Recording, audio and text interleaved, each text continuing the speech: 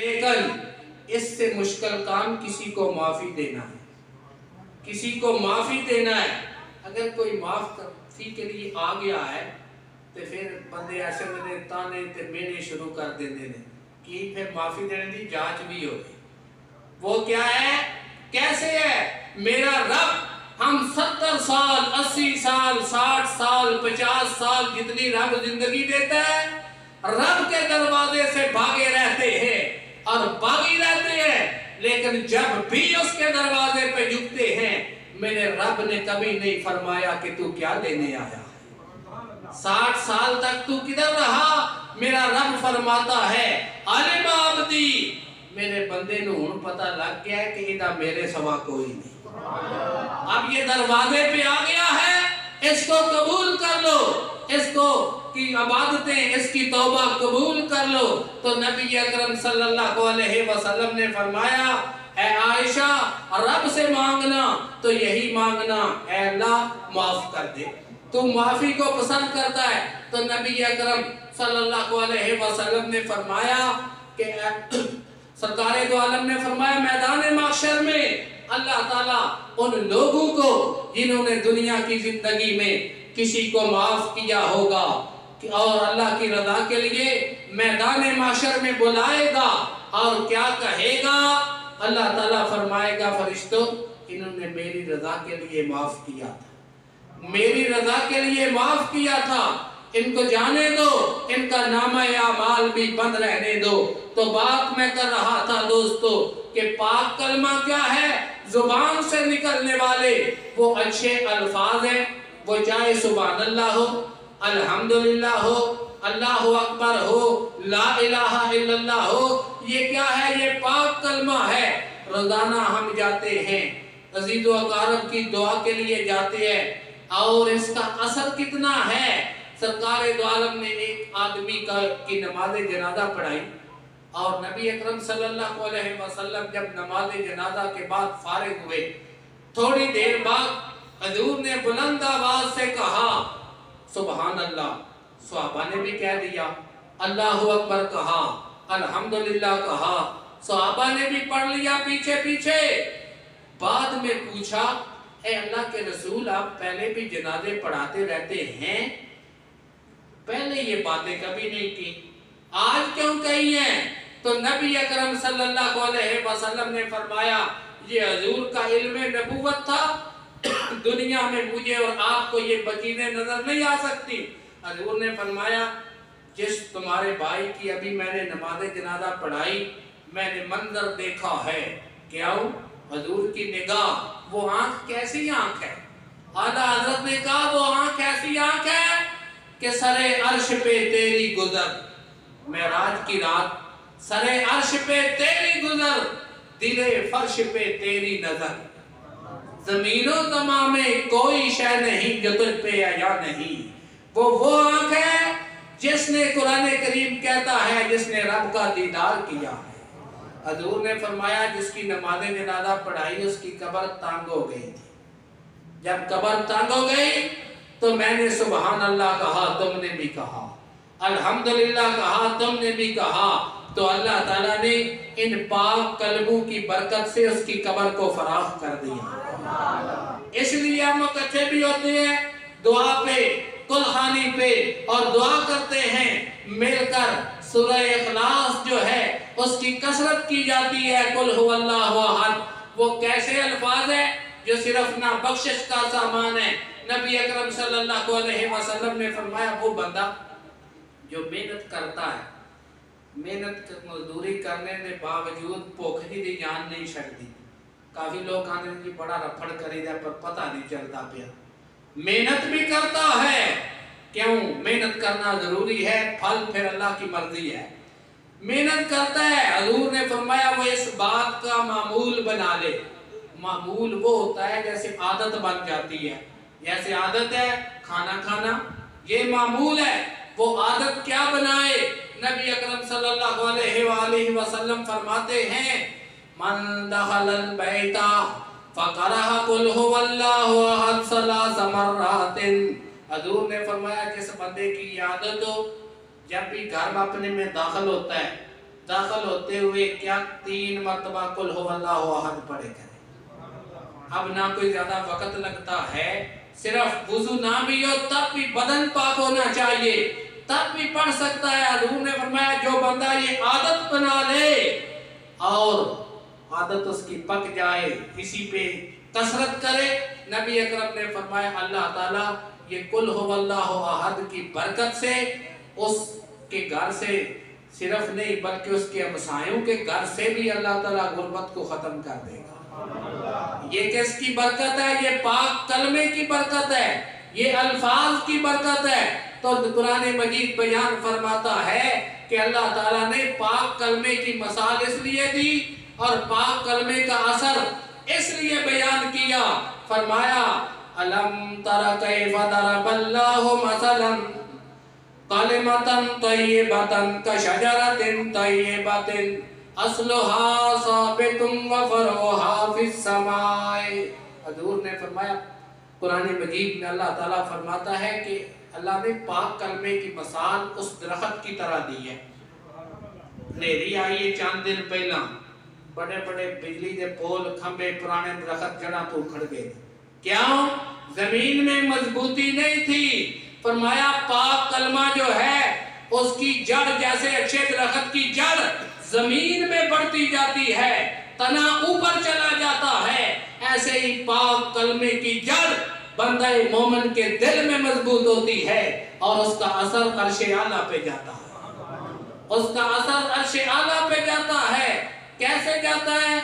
नबी अकरम सल्लल्लाहु अलैहि वसल्लम के अजीम सुहाबी दुनिया से जाने लगे और अपने बेटों को एक वसीयत की। क्या फरमाया? हज़रत अमर बिन आस ने अपने बेटों को बुलाया और कहा ऐ मेरे बेटो इज़ा दफनतमुनी फशन्नु अलैया तुराब शन्नन, जब तुम मुझे दफन कर चुको, मुझ पे मट्टी डाल चुको, मेरी कब्र बना चुको, तो क्या करना? सुम्मा अकीमु हौला कब्री, फिर तुमने मेरी कब्र के गिर्द खड़े हो जाना है और खड़े होकर जो जिक्र है वो करना है।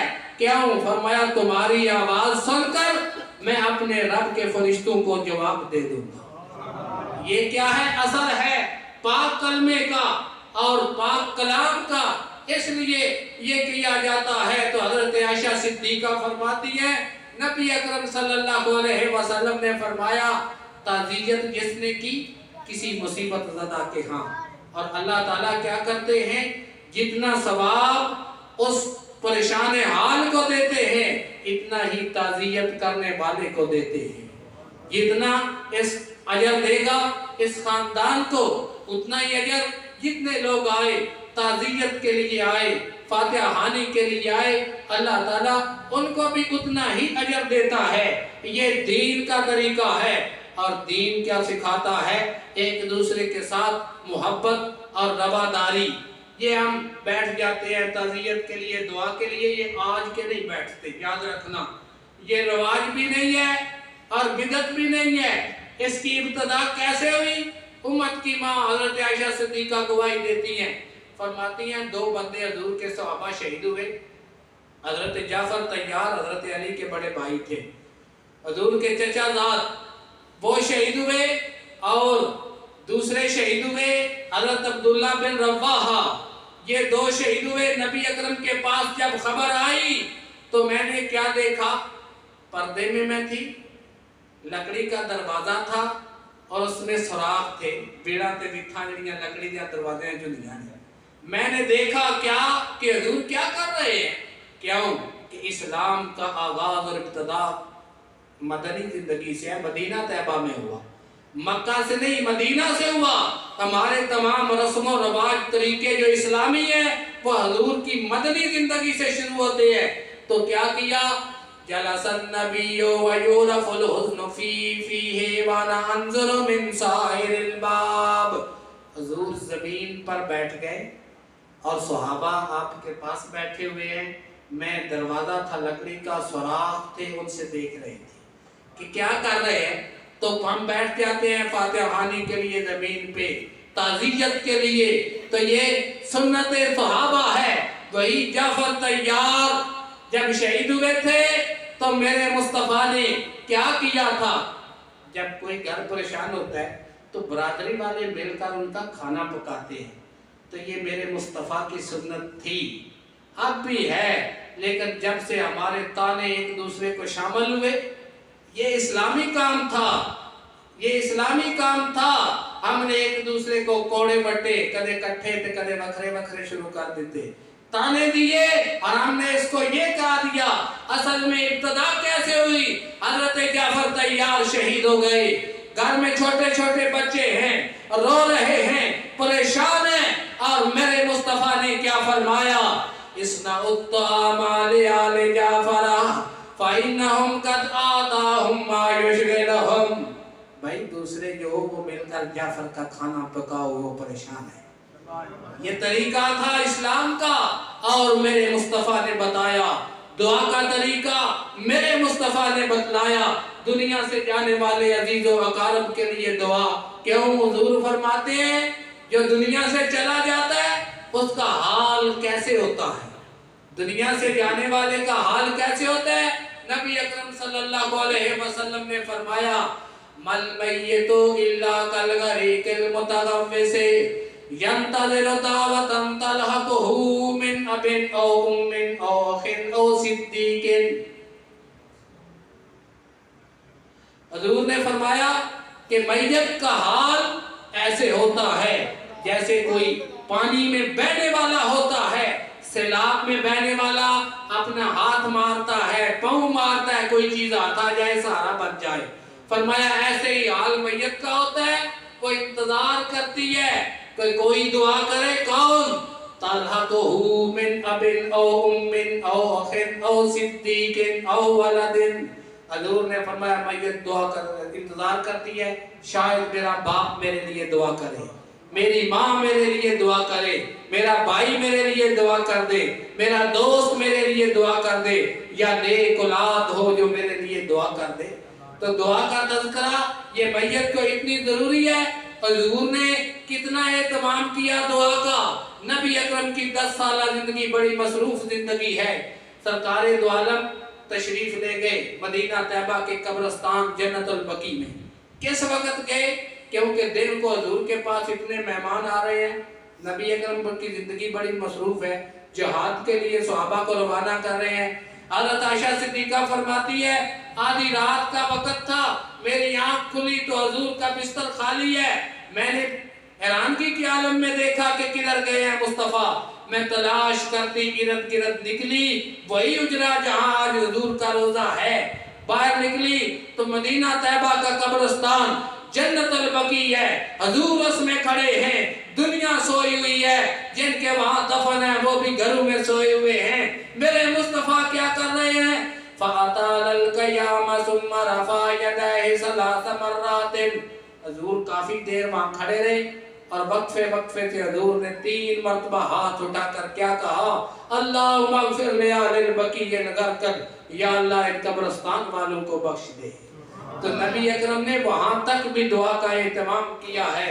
اللہ تعالیٰ سے دعا ہے کہ اللہ تعالیٰ مرحومہ کو جنت الفردوس میں جگہ عطا فرمائے، ان کے بچوں کو پسماندگان کو صبر جمیل عطا فرمائے۔ وآخر دعوانا ان الحمدللہ رب العالمین۔